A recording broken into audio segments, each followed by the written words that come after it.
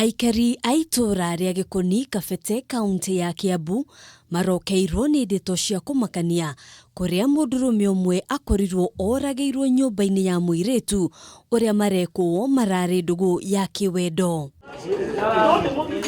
Guku nyumba-ini ino nikuo Mwangi aratonganire na gikuo giake gukirikana mwendwa wake niwe uragerire ngero ino. Hii alikuwa akifanya kazi kama enforcement officer katika county government ya Kiambu County. Kuringana na murugamiriri wa nyumba 10 David Gashorofa, Mwangi arare muruti wira wa thirikari ya kaunti ya Kiambu ta umwe wa aria marahuranaga na njohi njikirire mukana, agitariria ati mwikuirwo wa ngero ino ni arekowagirwo ndugu ingi undu uria waya gukorwo racungiririe njukaniriro gatagati kao. Yule ambaye alifanya kitendo hiki, maafisa wa polisi walipokuwa wakija hapa Gikuni ndio wamchukue, alibebwa na yule ambaye ni rafikie na pikipiki na akampeleka upande wa Wangigi. Kuringana na afithaa munene wa borithi sub-county ya Kabete, maabithaa a borithi nimarethana na mwikuirwo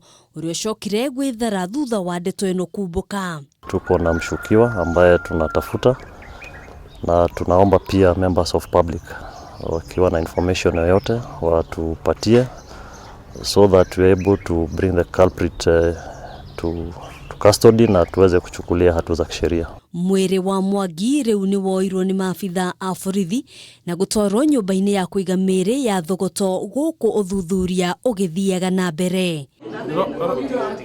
Handu-ini ha Kameme TV, kitagwo Ngina wa Wandiro.